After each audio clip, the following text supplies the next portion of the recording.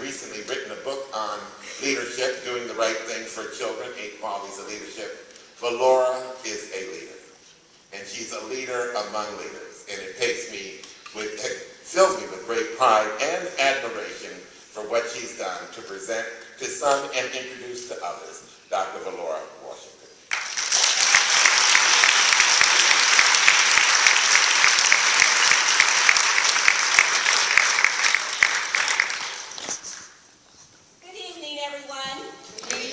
Wasn't that inspiring? Who was inspired by those young people singing? Awesome. That's really awesome. I'm really here to introduce the topic of this conference, which is Pathways to Sustainability, and the lessons that we need to learn and practice for the road ahead. So we are all inspired so much by the courage and progress of early education across the world. We've done so much to advance what we know about young children. And along with what we know is what we do in our successful advocacy. And that has made more and more people willing to invest in our work. Our story is one of facilitating enormous change, and it's about being a change maker. And the way we accomplish this was by asking an essential question of purpose. How can we create the right pathways for early childhood education? And because we have made so much progress, we have to now ask, what are the pathways to sustainability? So we are inspired. I am constantly inspired by the many intelligent and creative ways that we are making a pathway across the world to achieve our shared vision that each and every child will have the best possible start in life. A major pathway to sustainability is our opportunity to share the lessons we've learned along the way. And the OMEP conference is a great chance for us to come together and share those lessons. One question worth a moment of contemplation is why so many of us are drawn to this work.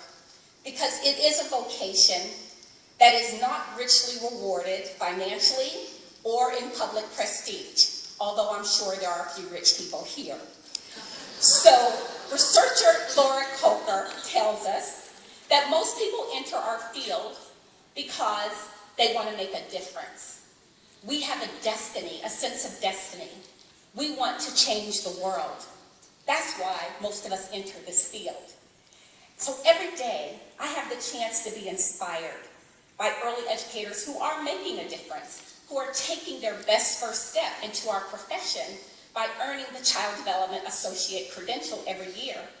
And so the work that I do at the Council for Professional Recognition brings me face to face with the wisdom, courage, and persistence of early educators across the United States and Puerto Rico. Nothing could be more inspiring than working for an organization that has for 40 years helped these educators to strengthen their own knowledge and skill and competence. The CDA credential holders inspire me because they hold on to a deep passion and a commitment to serve young children. And even though the way it's set up in the United States, most of them are adult learners with very low income and families of their own. So the CDA candidate in the United States is just one pathway in our worldwide journey among colleagues who inform and motivate each other and who are serving the best interests of children. The process of creating and sustaining pathways for children brings to my mind the West African idea of Sinkofa. Sinkofa means looking back to move forward. Or, as the Akan people of Ghana say, you got to reach back and get it. The Sinkofa symbol is very important to African Americans because it really represents the need to reflect on the past while you're thinking about creating a successful future. So very visually and symbolically, Sinkofa is expressed as a mythic bird that flies forward while looking backward with an egg in its mouth, and the egg represents the future. So Sinkofa teaches us that we have to go back to our roots and to our realities in order to move forward. If we want to create pathways of sustainability, we have to look back while we're moving forward. We're going to go back and get it. Because whatever we have lost, forgotten, whatever's been stolen from us, whatever's been stripped from us, we can reclaim it, we can revive it, we can preserve it, and we can perpetuate it. And that's why we're here. So I use the idea of Sinkofa here at this OMEP conference to suggest a forum for the questions that we want to ask, what we want to get answers to, and how we can move forward. So I'm using the Sinkofa analogy to create our pathways to sustainability, and I think that has two components. First, when we're looking back, we have to use our heads, but we also have to use our hearts. And second, we find that when we're moving forward, when we're taking that next best step, we have to use our hands. We have to do something. Change does not occur just by hoping for it. So let's think about that a little while longer.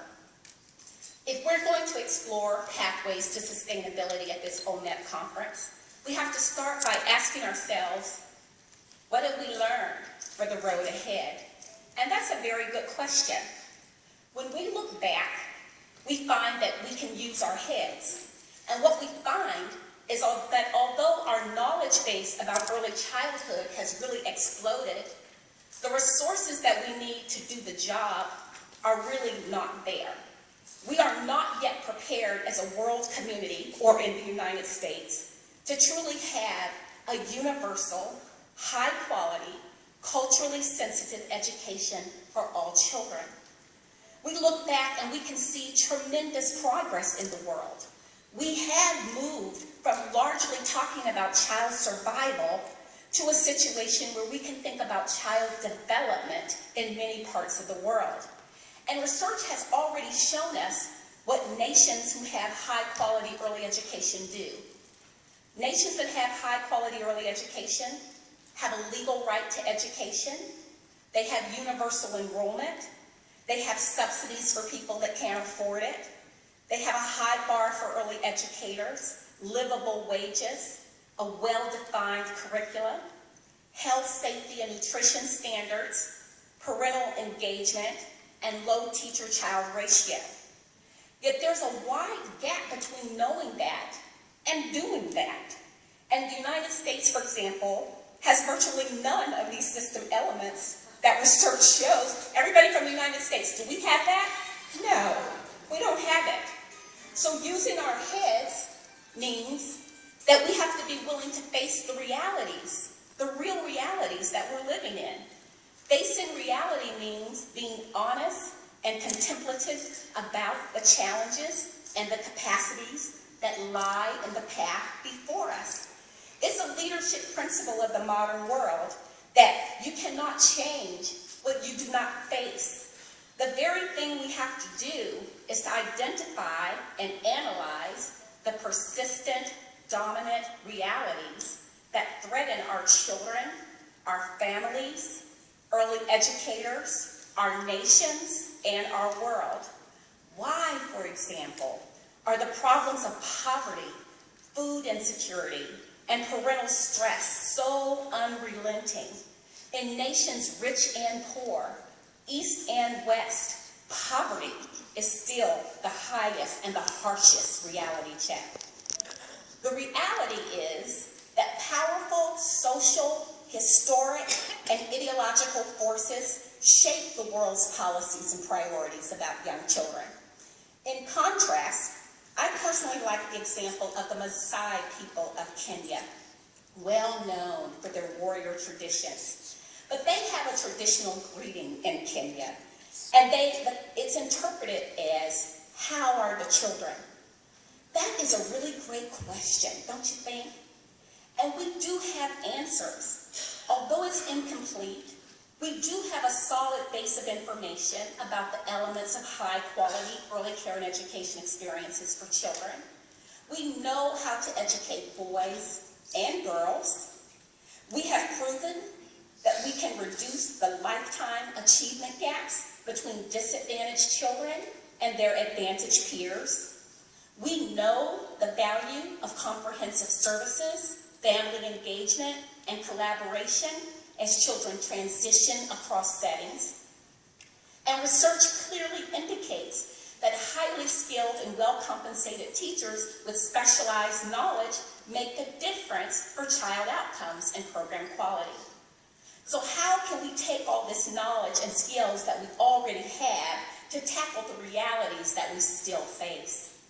So keep in mind the second lesson we have to learn. Many of us are recognizing that our work is, at its very core, an asymmetrical challenge. We have to recognize that the pathways we have faced and that we continue to face involve asymmetrical conflict. Asymmetrical conflict is a situation that is defined when you have unequal power, imbalanced distribution of material resources, or different capacity for action. So a conference like OMEP gives us a chance to counter the symptoms of asymmetrical conflict, which is the isolation that many of us feel, the intimidation that many of us feel when they don't understand the value of the work we do, or the negation that we experience when people try to put us down because of what we're doing. An ancient Chinese strategist advised that when the enemy is strong, avoid them. But avoidance in our case is not possible. The social and economic position of children and educators has to be addressed.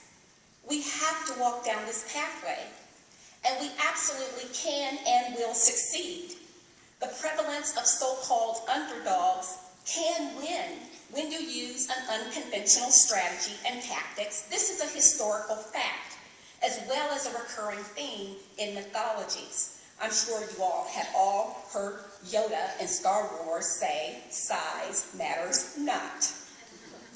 But warning, facing asymmetrical challenges is very uncomfortable for us.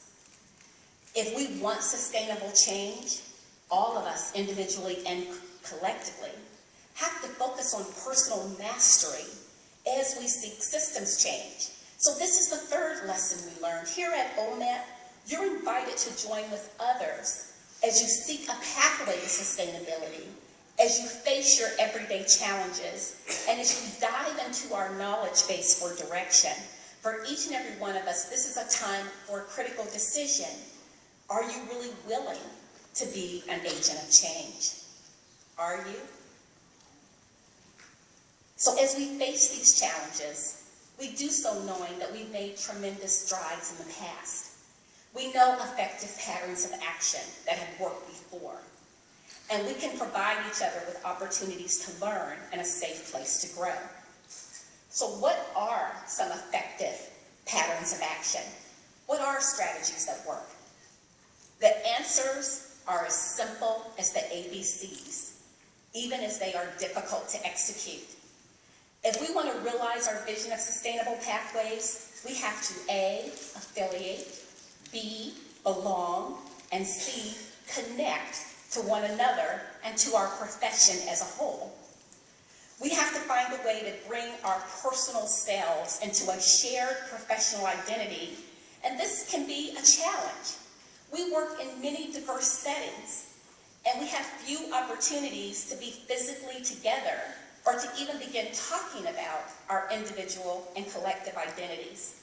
But we will be weaker than we have to be until we find out what that fundamental, heartfelt conviction is that brings us together.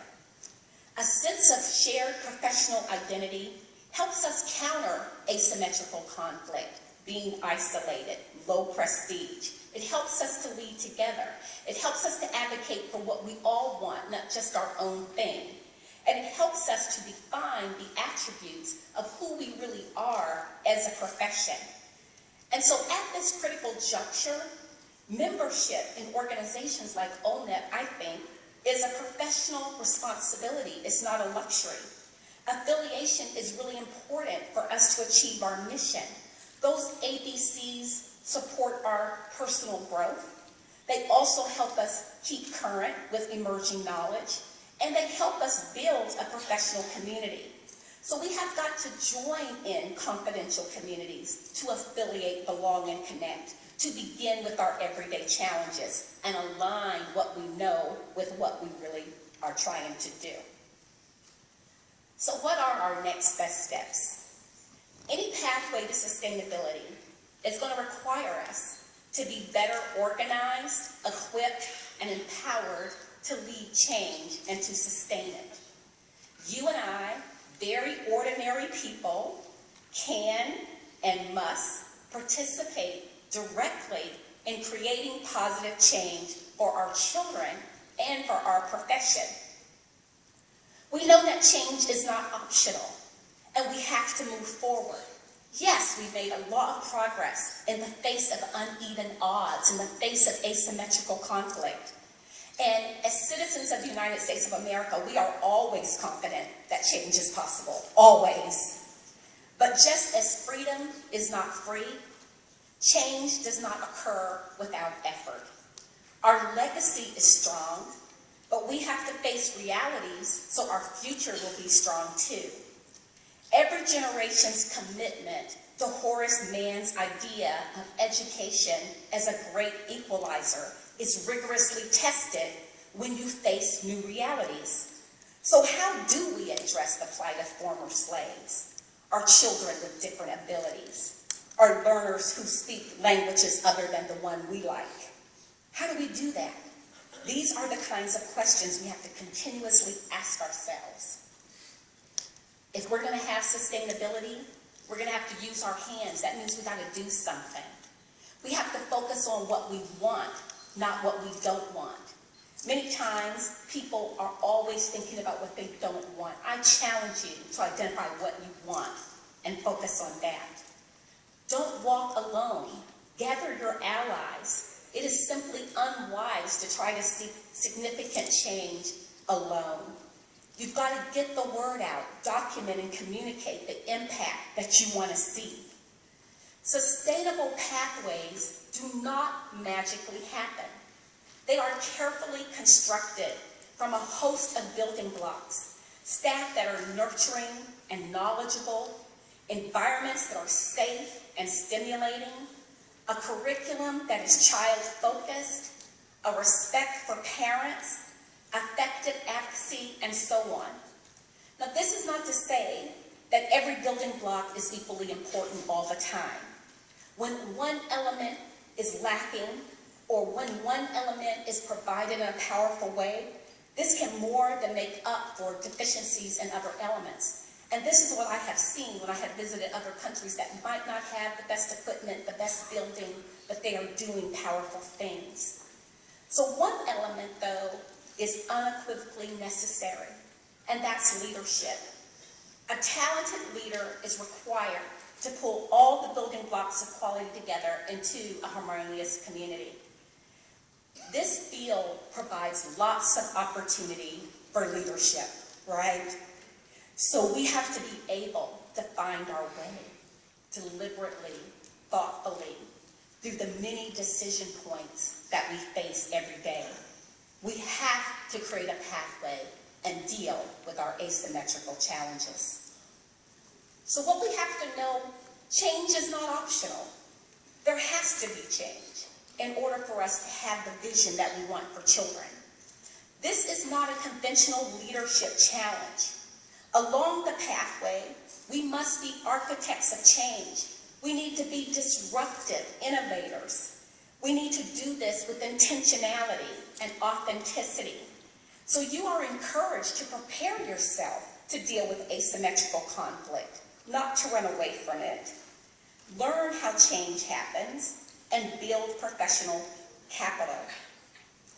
What we know is that what we do, our leadership, raises the standard for the 21st century, and there's no magician that's going to make this happen. You are the leader that we need. Sinkofa teaches us to lead with our head, our hearts, and our hands. We have to be inspired, even as we have to inspire others. We have to understand that our work today is very visible, is highly political, it is disruptive. We are expected to produce results. It is dynamic. We have to be future focused. These are some of the ideas we have to keep in mind. If we're going to have a sustainable future, we have to learn how to work as a cohesive whole and have mutual support and collective intentionality as a matter of our integrity. But one thing is sure, we are creating tomorrow by everything we do today. Everything we do today is what is going to create tomorrow. So we ask ourselves, what do we have to do to create what we really want? And we have to remember that there is a gap between vision and reality. And that gap is where your leadership comes in. You lead in the gap. That's where you lead. So Sinkofa teaches us that we have to go back to our roots and our realities in order to move forward, to create pathways of sustainability. We're going to go back and get it. That's what we're going to do. This OMEP conference is an opportunity to take time for reflection, and I have 4 hopes for you at this conference. I hope that you learn how to be an architect of the path toward change, not simply reactors to change. I want you to gain insights from the experiences of the other people who are here in the room. I want you to be inspired to participate in a new vision and a shared identity. And I want you, when you leave this conference, to be resolved, to strengthen and unify our field. This is a journey. It is a marathon. It is not an event, and it is not a sprint. We know that the path forward does not happen by chance. It happens because of our willingness and our strength to look back while moving ahead. What can you do to make sure that every child and every early educator succeeds? You know that there is that gap between vision and reality, and you make the difference. You know that your voice matters, that you make a difference. And if we want to build a stronger profession that serves effectively all children and families, all children and families, all children and families, everywhere, it depends on you and your willingness to use that principle of Sinkofa and look forward, look backward while moving forward. Thank you very much for your time.